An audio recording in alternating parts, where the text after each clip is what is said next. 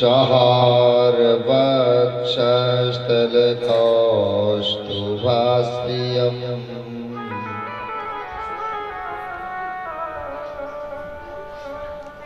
नमामि विष्णु शीर्षा चतुर्भुजम्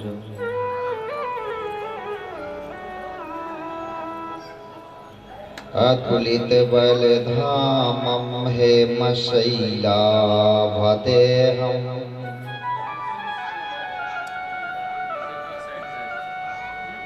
दंजबनकिशानं ज्ञानिनामग्रगण्यम्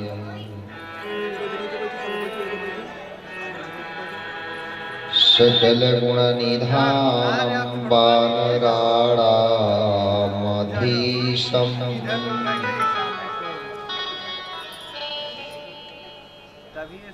रघुपतिप्रियभक्तं वातजातं नमामि। गोष्पदीकृतवारीशं मस्केकृतराक्षसम्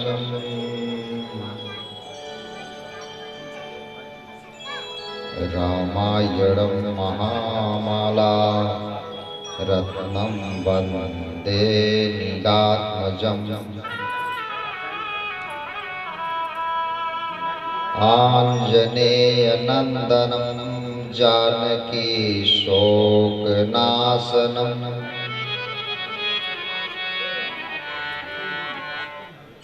कपीशमक्षहन्तारं वन्दे लङ्काभयङ्करम्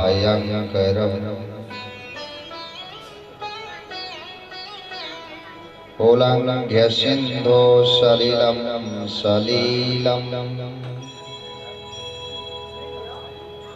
यः शोकवह्निं जनकात्मजाया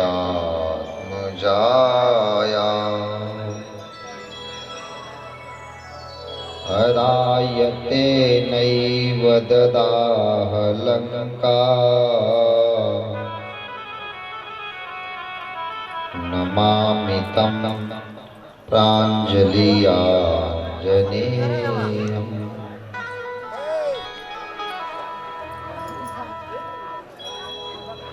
प्रिय भगवत स्वरूप श्रोतागण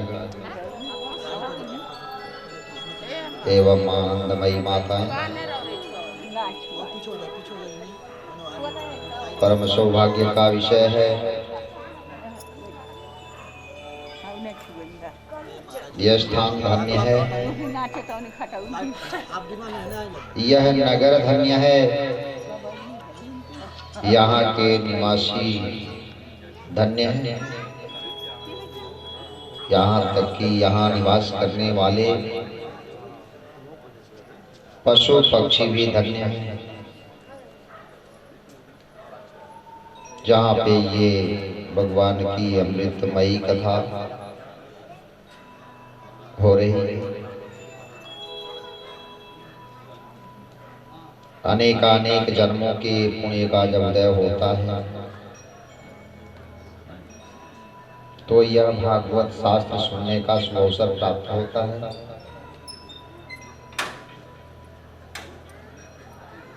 अगर पुण्य का उदय नहीं होगा तो समीप में रहते हुए भी उसे सुनने का अवसर प्राप्त नहीं होगा, कथा में वह जीव उपस्थित नहीं हो सकता। आप लोग बड़े ही भाग्यशाली हैं। आइए कथा में प्रवेश करते हैं।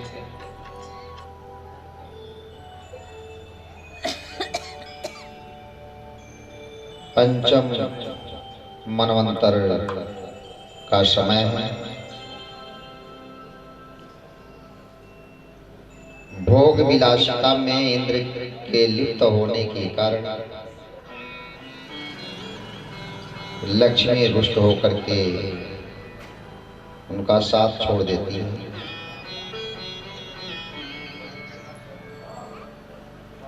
लक्ष्मी साथ छोड़ करके समुद्र में जाकर के बैठ जाती है।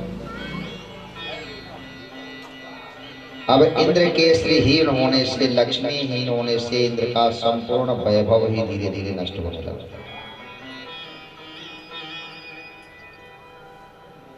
सारे देवता घबरा गए इंद्र को श्रीहीन देख करके कि जब हमारे महाराज ही लक्ष्मीहीन रहेंगे तो हम लोगों का पोषण कैसे होगा।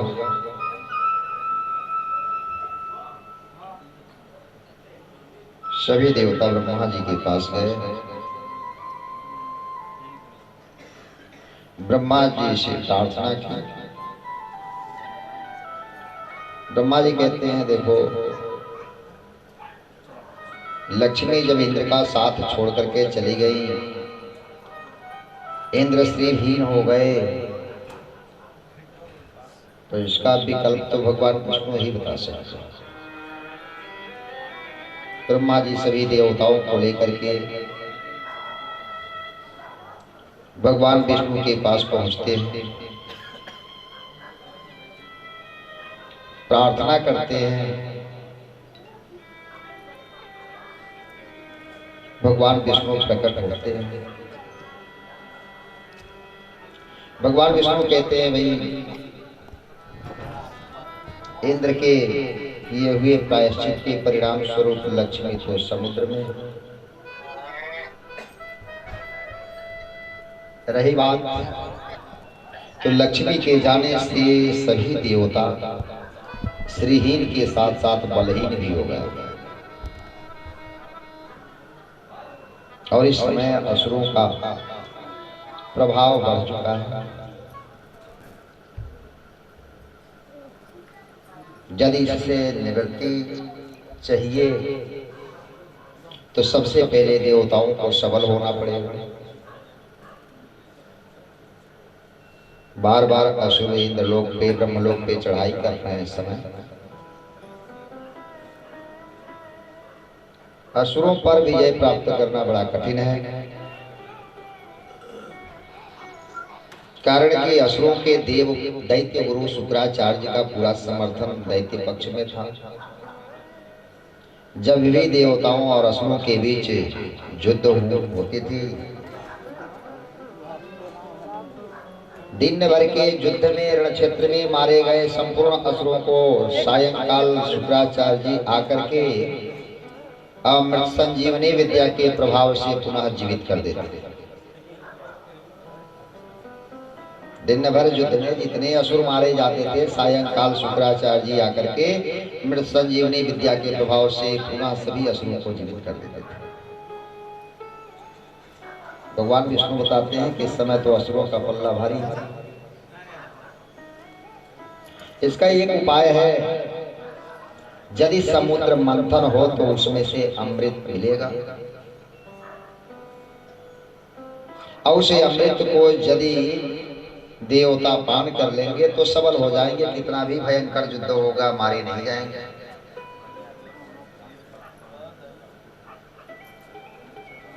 ब्रह्मा जी कहते हैं प्रभु, समुद्र मंथन तो बड़ा ही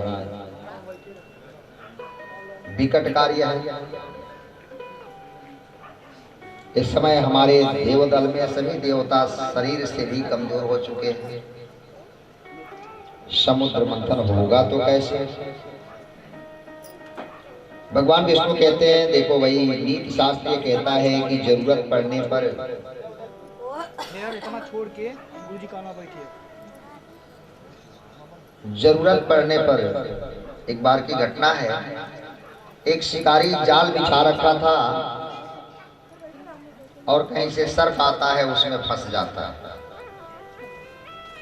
जब शिकारी के जाल में सर्प फंस गया तो सर्प के पास निकलने का जब कोई विकल्प नहीं दिखा तो उस बिछाए गए जाल के पास बिल में एक चूहा रहता था। चूहा से सर्प मैत्री कर लिया,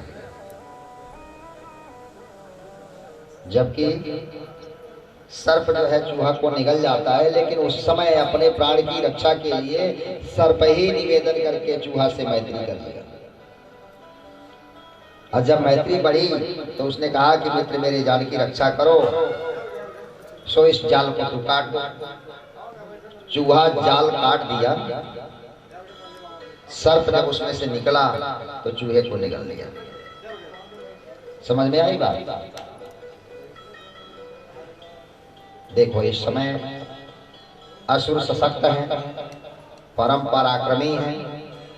सबसे बढ़िया होगा कि आप लोग असुरों के पास जाओ और संधि करके ये कहो कि समुद्र में अमृत है, जब समुद्र मंथन किया जाएगा तो अमृत निकलेगा, और अमृत निकलेगा तो हम दोनों तो भाई ही हैं ना।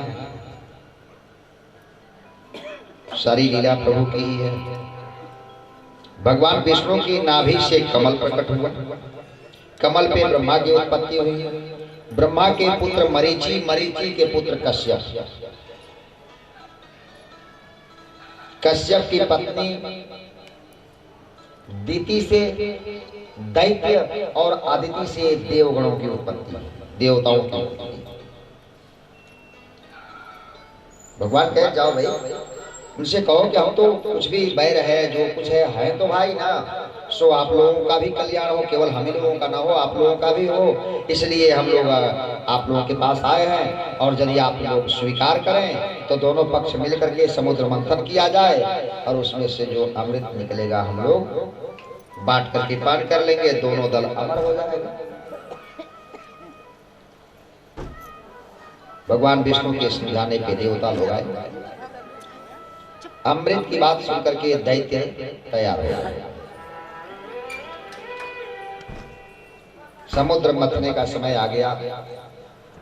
दैत्य और देव दोनों दल मिलकर के मंदराचल को उठा करके समुद्र में डालने के लिए, मथनी बनाने के लिए लेकर के जब चले, जो ही उठाए मंदराचल के बोझ से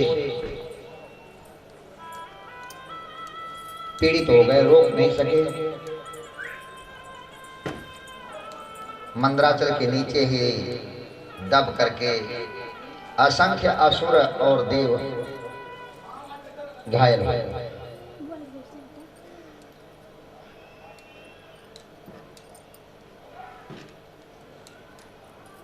पुराणांतर से यह कथा आती है,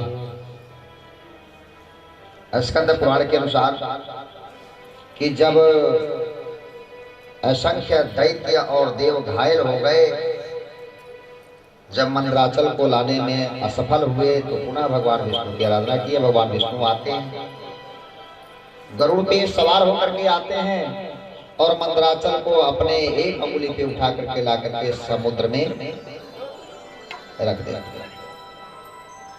जब भगवान विष्णु समुद्र में मंदराचल को मथनी बना करके जब जो ही रखते हैं, वह मंदराचल समुद्र में डूबने लगता है। भाई जिस चीज को मथा जाए उसी में मथनी डूब जाए तो उसका मंथन होगा? नहीं होगा। मंथन कार्य पूर्ण हो, इसलिए भगवान स्वयं वहां कश्यप रूप में अवतरित हुए। एक बार बोलिए कश्यप भगवान की। कछुए के रूप में हमारी नारायण प्रकट हुए और अपने पीठ पर नीचे जाकर के मंदराचल को रोक लिए। एक तरफ कश्यप अवतार के रूप में मंदराचल के नीचे हैं, दूसरे रूप में नारायण श्री हरि स्वयं सम्मुख खड़े हैं। देव और दैत्य दोनों दल कहते हैं फिर इसका मंथन कैसे होगा? भगवान कहते हैं कि वासुकी नाग को जाकर के बुलाओ और उसी की रस्सी बनाओ। लेकिन हाँ, हम ये कहेंगे कि उसके मुख के तरफ देवता लोग रहेंगे।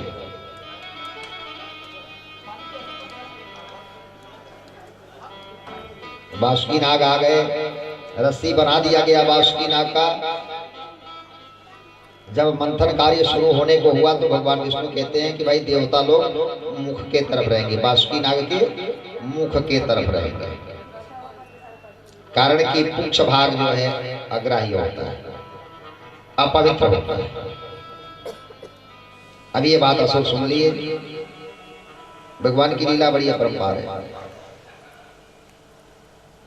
असुर सुन लिए तो कहे क्या हम ही लोग इतने गिरे खानदान के हैं क्या?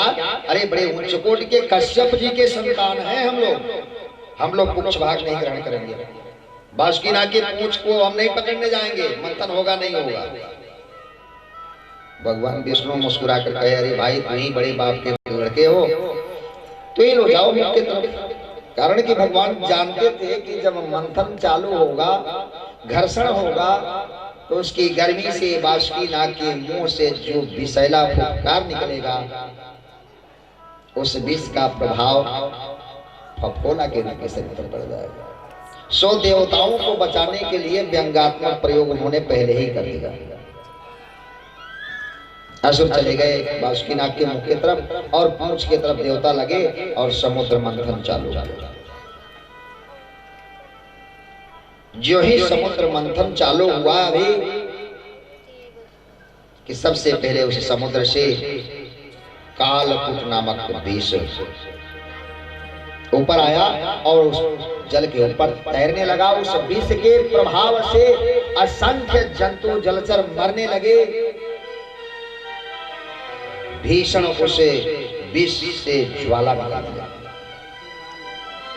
भगवान विष्णु घबरा जाते हैं कि ये तो पहले ही कालकूट विष प्रकट हो गया, इसके प्रभाव से तो पूरी सृष्टि जल जाएगी। सो उन्होंने भोलेनाथ को स्मरण किया। भोलेनाथ का जब स्मरण करते हैं, भोलेनाथ ध्यान में बैठे हुए हैं, बगल में मां पार्वती बैठी हुई हैं। भगवान विष्णु के याद करने पर भोलेनाथ नेत्र खोलते हैं। मां पार्वती कहती हैं, प्रभु इतनी जल्दी तो कभी आपका ध्यान नहीं खुलता था, क्या बात है इतनी जल्दी आपका ध्यान खुल गया? भोलेनाथ कहते हैं, देवी क्या बताओ, हमारे प्रभु ने मुझे स्मरण किया है। अच्छा तू ही बताओ, तू हमारी अर्धांगिनी हो। उन्होंने याद किया है कि समुद्र मंथन से कालकूट नामक विष निकला है और उस विष को आकर के आप पी लीजिए। अब तो बताओ कि क्या करना चाहिए?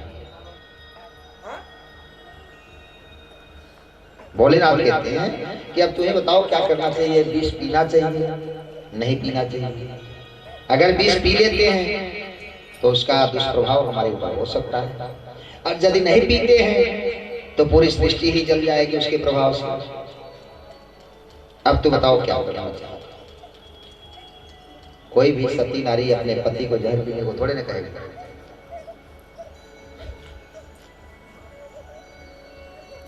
मैया पार्वती कहती हैं, प्रभु मैं आपको आदेश देने के योग्य नहीं हूं। रही बात तो मैं इतना ही कहूंगी कि आप वही कार्य कीजिए जिसमें सबका हित हो सके। भोलेनाथ का इसका मतलब हम विष पी लें? कहने का मतलब यही है कि हम विष पी लें। मां पार्वती कहती है, नहीं नहीं नहीं, मैंने ये नहीं कहा कि आप विष पी लें। मैं अपने मुंह से और पत्नी होकर के कैसे कह सकूं कि आप विष पी लीजिए? मैंने तो आपसे आग्रह किया है, आपके सामर्थ्य से मैं पूर्व परिचित हूं, जिससे सृष्टि का कल्याण हो सके, सबका कल्याण हो सके, वही कार्य आप कीजिए। भोलेनाथ वहां से आते हैं, समुद्र से निकला हुआ कालकूट विष उठा करके पीते। बोल भूत भोलेनाथ की जय।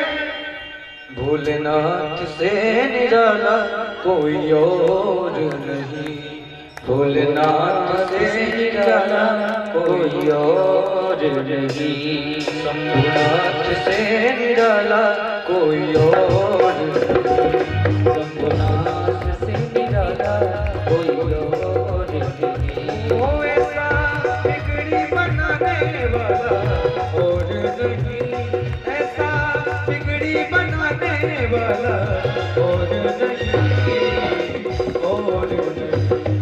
भोलेनाथ से निराला कोई और नहीं, भोलेनाथ से निराला कोई और नहीं, ऐसा भक्त का रखने वाला कोई और नहीं, ऐसा भक्तों का रखवाला कोई और नहीं, और नहीं, भोलेनाथ से निराला कोई और नहीं, भोलेनाथ से निराला कोई और नहीं।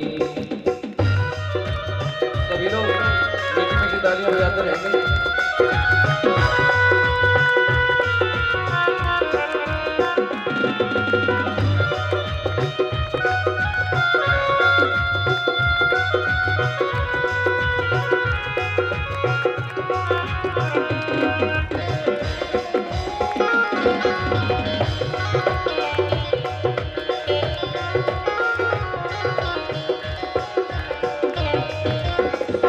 डमरू डम डम बोले अगम निगम के भेदे बोले, शिव का डमरू डम डम बोले अगम निगम का भेदे बोले।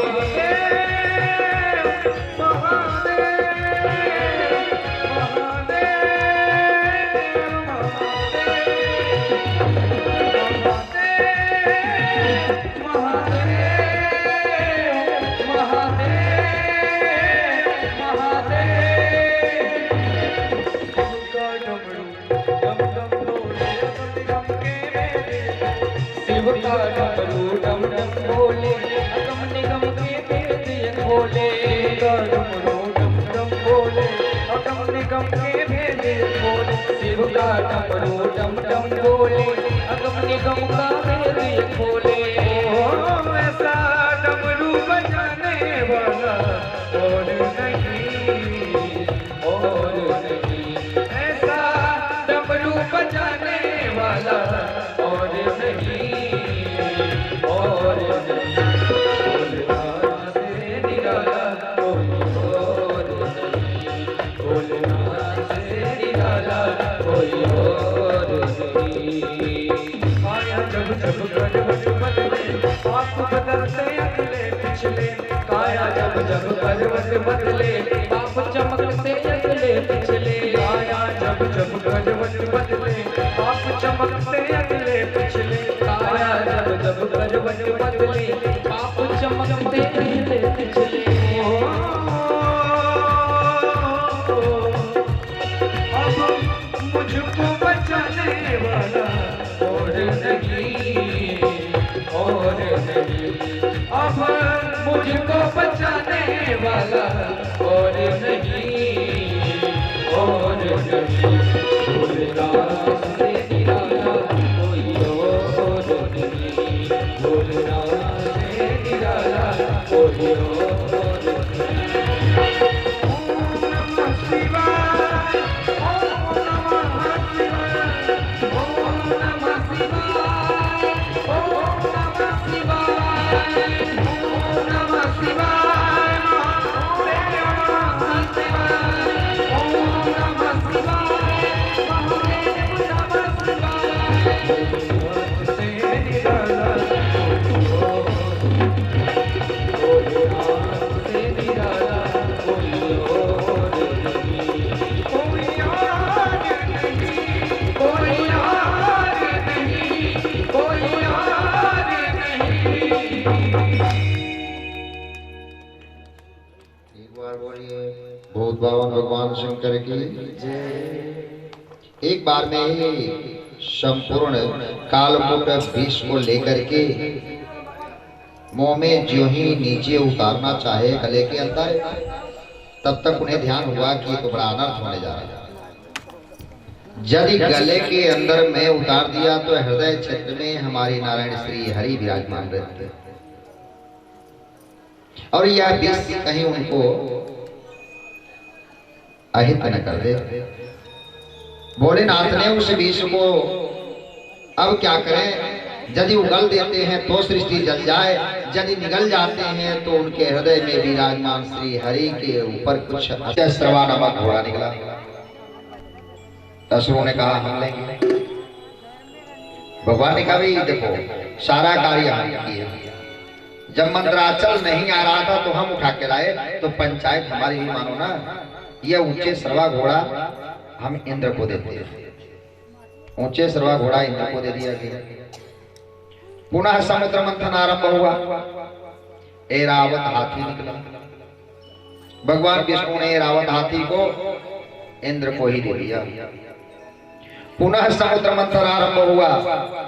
कौस्तुभी मणि निकला।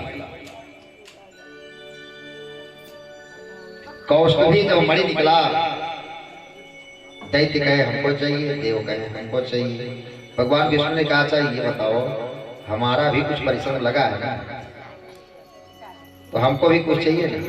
ये कौस्तुभी मणि का माला मैं पहन लेता हूँ। कौस्तुभी मणि का माला भगवान विष्णु धारण कर लिए। पुनः समुद्र मंथन आरंभ हुआ। उसमें से कल्प वृक्ष, कल्प वृक्ष वो वृक्ष है जिस वृक्ष के नीचे बैठ करके जो कुछ भी कामना किया जाए,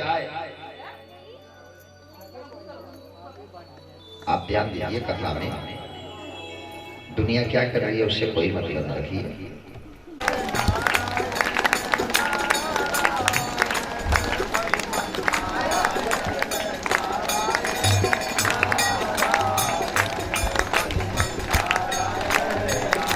दाहिनी काठ के नीचे पोथी दबी है, बाएं हाथ में छतरी है और दाहिने हाथ में अंगुलियों के ऊपर माला है। जरा दर्शन करो इस अलौकिक छवि का।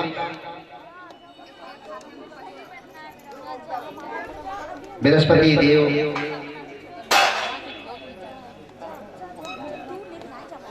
नारायण प्रभु के कान में गुरु मंत्र देते हैं। गुरु मंत्र देने के बाद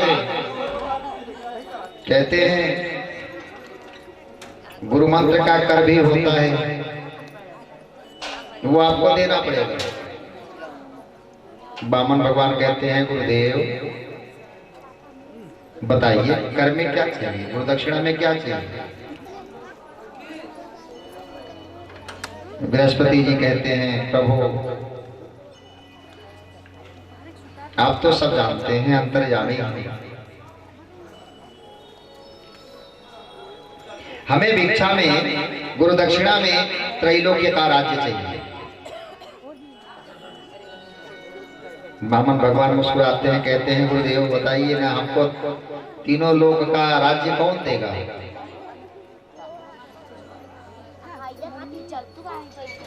गुरुदेव कहते हैं आप प्रयास करो तो सब कुछ सुलभ है, मैं बता देता हूं। आप जाओ परम पवित्र पावन भूमि पर, राजा बलि इस समय संवा समेत यज्ञ पूरा करने वाला है। इस सृष्टि चराचर का महान दानी है, आप उसके पास जाए और उससे मांग करके लाओ। बामन भगवान उसी वेश में राजा बलि के पास चल देते हैं। शरीर ब्राह्मण अंगुल का है, पैर में खड़ा हुआ है, कान के नीचे पोथी दबी है, बाएं हाथ में छतरी है, दाहिने हाथ की अंगुलियों पे माला है। अद्भुत निराला बामन भगवान जब राजा बलि के सन्निकट पहुंचने वाले हैं तभी राजा बलि की दृष्टि पड़ती है। प्रथम दृष्टिया राजा बलि की दृष्टि पड़ते ही राजा बलि मोहित हो गए। बामन भगवान के तेज से प्रभावित हो गया।